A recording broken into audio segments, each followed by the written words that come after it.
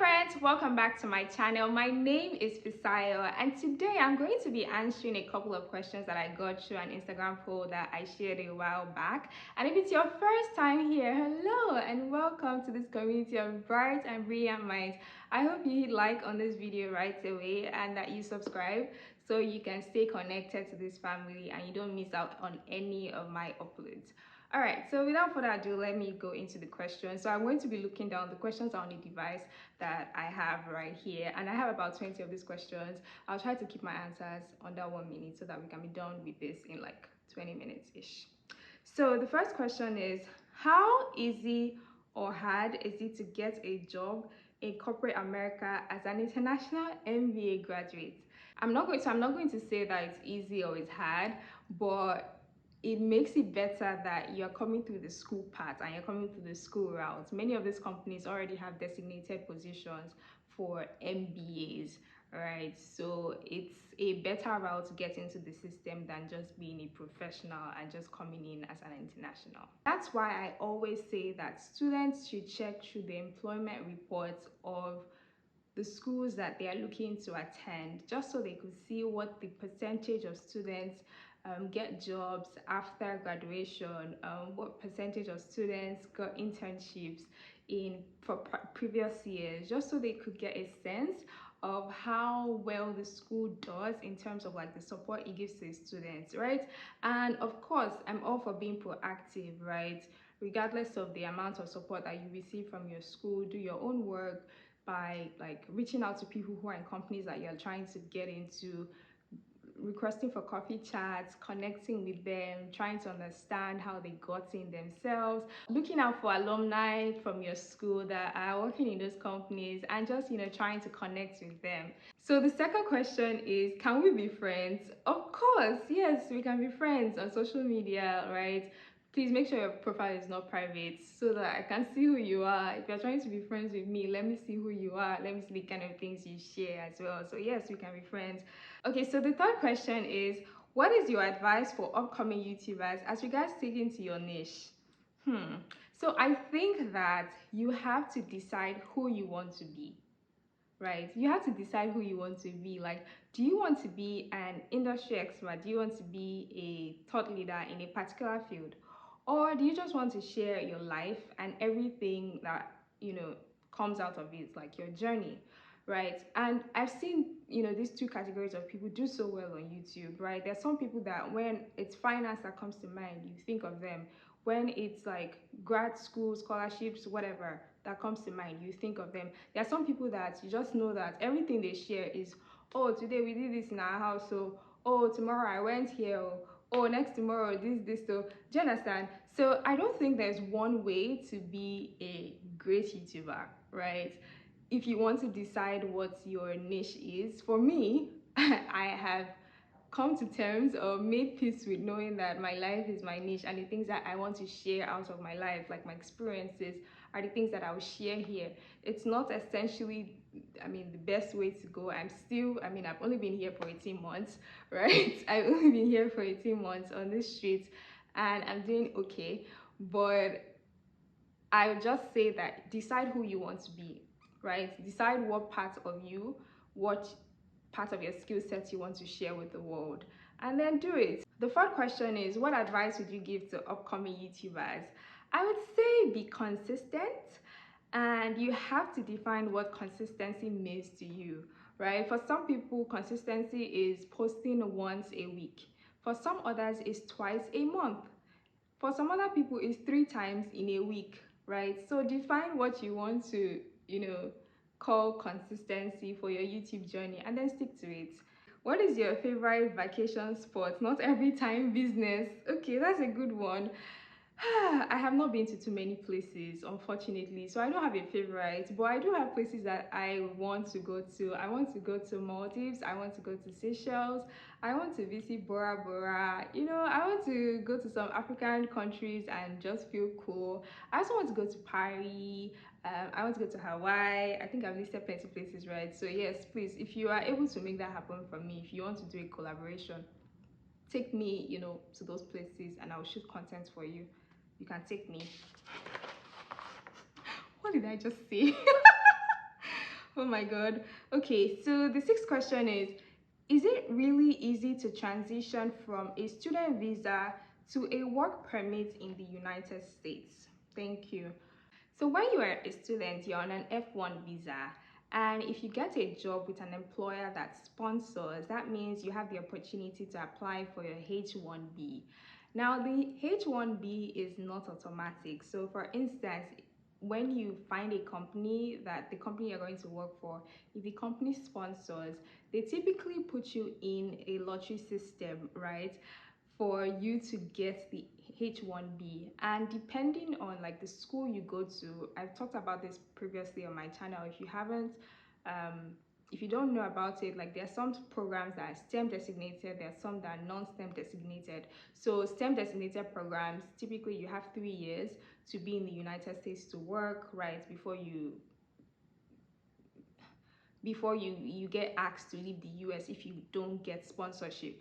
But for non-STEM, you have 1 year. So best case scenario, now you're on a STEM OPT visa and you finish school, you're about to start working. Your employer puts you in for H1B. So that means you kind of have like 3 shots at the H1B lottery. Last year, I know that USC has reported applications for over like 400,000 applicants, right? And they have a limit of 85,000, right? So it's not automatic. Your company will still put you in for the lottery, and if you get selected, then you are on an H1B visa.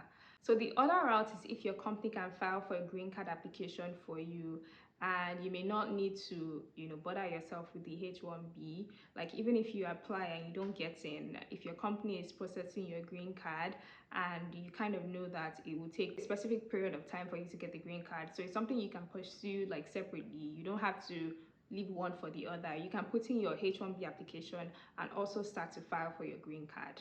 I hope that answers your question. Next question is, did the choice of business school you attended for your MBA affect you negatively in any way, or do you foresee doing so in the future? I currently want to attend a not so top MBA school because of some personal issues, but I'm afraid I will miss out because I didn't go to a so-called top school. This is how I'll answer this question. So for the question you've asked me directly, no, this did not affect me negatively in any way. Despite the fact that I didn't go to a top 5 or top 10 school, my school was a top 25 school, right? So it was not an Ivy League, but it was still a top school. Now, I don't know what you mean by a not so top school. I don't know if you mean by ranking. I don't know if you're trying to go lower than 50 or lower than top 100. I don't know, right? But I absolutely believe that you should know for yourself what you're intending to get out of the MBA program. Are you trying to get a job in a field or a niche that only recruits from the top 5 or top 10 schools, if there's anything like that? And to be honest, I don't think there is. In my experience, there are so many opportunities, and you just need to find people who are doing the things that you're looking to do and reach out to them, connect with them, and see how they actually got into those positions. So for me, I didn't miss out on anything. It's not going to affect me negatively in the future in any way.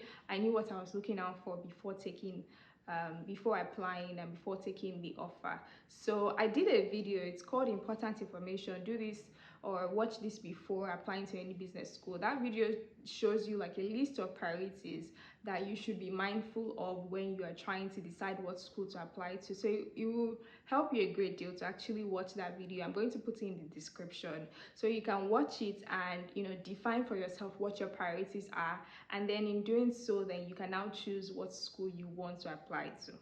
So the next question is, how do you go about reaching out to the right person at the AdCom, and what's the title designation of the most relevant personnel? There are different ways. You can go through the school's website, which is the first thing you should absolutely do. Go through the school's website. You see like a column for either their staff or their admissions team or like their student ambassadors. So if you look through, you see people that you could possibly reach out to. Another thing you could do is to go on LinkedIn and type in the name of the school, and then when you go open the profile of the school, go to people and search by maybe admissions or search by recruiter or recruitment, you would see like people who have, so there's no specific like designation, but many of them you typically see like admissions consultant or admissions committee or recruiting manager or something like that. So you can just search through like those different keywords and you find people. The next one is not a question. I love your stories, your style, and your content. Thank you for shining your light. Thank you so much. Thank you. The next question is, how do you maintain beauty? Jesus. How do you maintain beauty? See, the next one also, it says, no questions. I love and admire you. Thank you so much. Thank you so much. Okay, so the next one says, how are you confident in being a Christian with everything that's going on? For example, some things that go against the word of God being legalized. How can you still boldly hold on to your convictions as a Christian? Okay. So there are many ways I could answer this question. The first thing I would say is that America is a free place. People have the liberty to practice anything that they like, right? And they do it openly. Okay, I believe this person has asked me this question because they follow me on Instagram and they see the things that I share. So with respect to the question on boldness, I think that for you to be influential in any space, you have to be bold, right? In any space at all. And this is not even just like about spirituality or Christianity. In any field that you're at, if you have to be influential, if you have to influence people in that space, you have to be bold. And for the Christian, where does boldness come from? Boldness comes in the place of prayer. You know that scripture that talks about that your word was shut up in my bones like fire? Your word was like fire in my bones. There is no way that fire is burning in a place and you are around that place and you will not feel the heat, you will not feel the impact. So now talk of if the fire is burning inside of you. Do you understand? So it depends on how much you feel yourself, right? I continuously try to feel myself. I continuously continue. I continuously feel myself, and as I feel myself, there's no way the things that flow out of me would not be the things that I have fed myself with.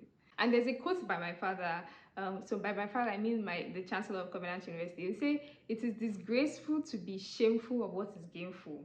I hope I got that right. See, students, if you're in the comments, please correct me. But essentially, if you have seen the path, if you have seen the way, you've seen the truth, why would you be ashamed to talk about it? If you've seen that this is the right way to go, if you've received, abundant life, you will be so happy to share it with people.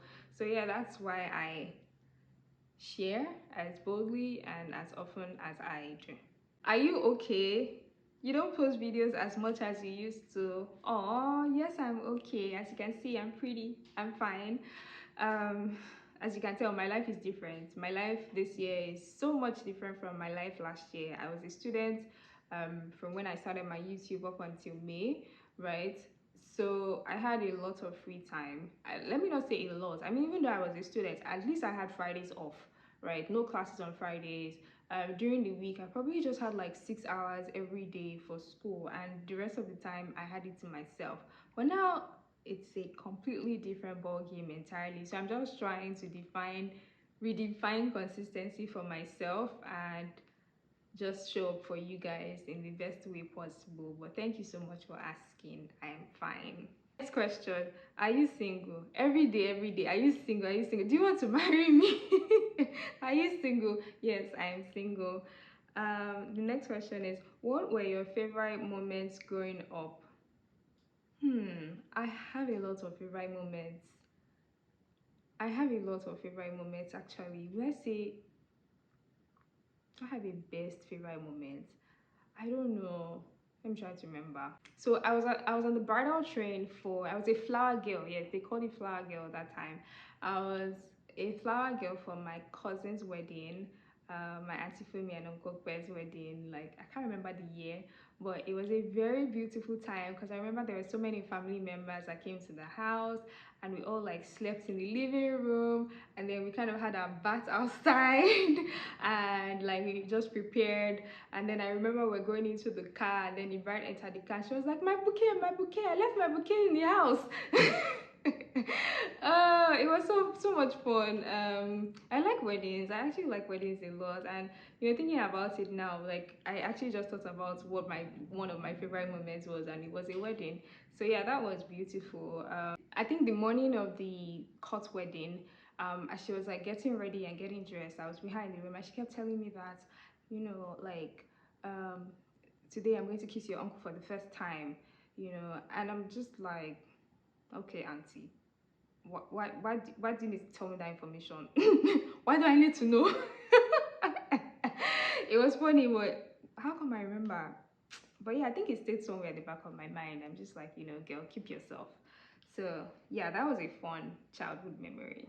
I like how I grew up. I grew up with like other children, like not my like we had a compound that we had other children, and those children are still my friends, you know, right now. In fact, they're like my family right now. So that was good.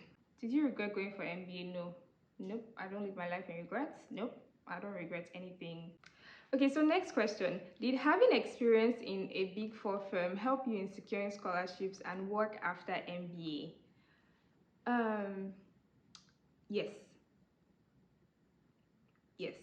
Having solid work experience helps you get into top business school programs. So take note that I said having solid work experience. It doesn't matter if you do not have big four on your resume, right? Because I know this person has asked me this question. I don't know if they are trying to get into a big four and they haven't been able to get in, or if they are trying to leave and they are wondering what's in it for them if they go to the industry. So having solid work experience, as far as you can demonstrate that you did tangible work and you had results, then you have a good chance. But honestly, it's a plus when they see that you worked at a big four, a reputable company like an international firm, a well recognized and established firm. And the belief is that, these big four firms put in a lot into training their staff, which is the truth, right? So they expect you to be very hands-on. They expect you to know a lot about strategy. They expect you to be an analytical thinker. They know that you probably have written some exams to scale through some levels. So they just like feel like, okay, you are a great candidate. So yes, being in a big four, it's a good to have. Starting your career in a big four firm, yes, I totally recommend that for anyone who's young and just trying to get into the labor market. But if you don't have that, there are several ways you can display your competence. There are several things you can write. You're doing great work at wherever it is that you're working. You just need to be able to write the things that you've actually done, right? And put the impact of your work quantitatively on your resume. Now the next question is, why is everything so expensive in the US? My sister, I don't know. And rumor has it that inflation rate is lower than it was last year and the previous year. Like in 2020 and 2021 and 2022, inflation rate was high because of obviously the impact of the pandemic, but it's coming down now. But I don't know why things are still so expensive. I don't know, dear. How is life in the US? How rampant are the gun violence cases we see online? When I saw this question, I was like, how do I answer this? The truth is, there's a lot of gun violence. In fact, like the Supreme Court ruled that Americans have the right to have firearms in their possession for, self-defense, and people use this self-defense to kill other people. But I would say that the media, obviously bad news makes it to the media than good news, right? So if you keep focusing your attention on that, that's the only thing you see. Just like when in Nigeria there was a lot of Boko Haram, you can imagine somebody that is in the US and they put on Nigerian news and they just keep seeing Boko Haram every day on the news. And you that's in Nigeria, that you're in Lagos, right, you're living your life freely, right? And somebody else on the other side of the continent is getting afraid for you that they're going to wipe out the entire nation just because the only thing they see on the news every time they open their TV is Boko Haram. So yes, there is gun violence, but it's not everywhere. It's not like when you're walking on the street, somebody's going to point a gun at you. No, please, God forbid. That doesn't happen. GMAT or GRE, please, did you attend tutorials or you self-studied? I self-studied. I wrote GRE and I self-studied. I didn't attend any tutorial. I did a whole video on the resources that I use, so please check it out on my channel. Final question is, can I get an MBA straight from undergrad? Yes, you can get an MBA straight from undergrad, but do I recommend it? No.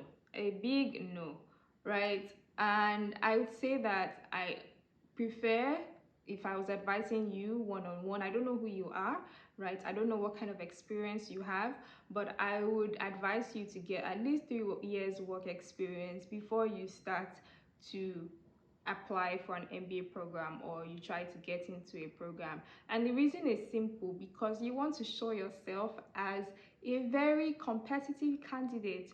There are so many people that are trying to get into the MBA program, and these people have solid work experience, several years, from different countries. Even if they are straight from undergrad, what I noticed, like I spoke to a couple of people who are straight from college, they got their MBA, but the truth is during their 4 years of college, they worked part-time. So these people will tell you that they work for, they were in college for 4 years, but they have 2 years work experience. They have 3 years work experience. Every summer, every winter break, every spring break, they were always working, or they were doing part-time while they were in school. Do you understand? So it makes them have an edge. But if you are just straight from, and I can imagine this is a Nigerian that's asking me this question, there are some courses you do that you don't get to do, like an internship, right? There are so many people when I was in school that their course, they didn't even do any IT or sideways, I think that's what it's called. They didn't do anything like that. So if you're just coming in and you don't have any work experience, I don't think that's the best way for you. I believe that you should get rounded as a professional first before going the MBA route. All right, we have come to the end of this question and answer. Oh my god, it was quite a long one, and I'll try to edit it and cut out some things that are not necessary so that this is not so long-winded. Thank you so much for watching. If you have any more questions, please ask in the comments. If you have clarity, or if you need clarity on anything at all, please ask in the comments as well. If you want one-on-one coaching with me, if you want to speak to me, you can use the link in my Instagram bio or in the description. I'm going to put it in the description to book a time to speak to me individually if you need like personalized consultation on your business school, recruitment, or anything at all. You can reach out to me. Thank you so much for watching. I do hope I see you next time. Till then, take care and bye.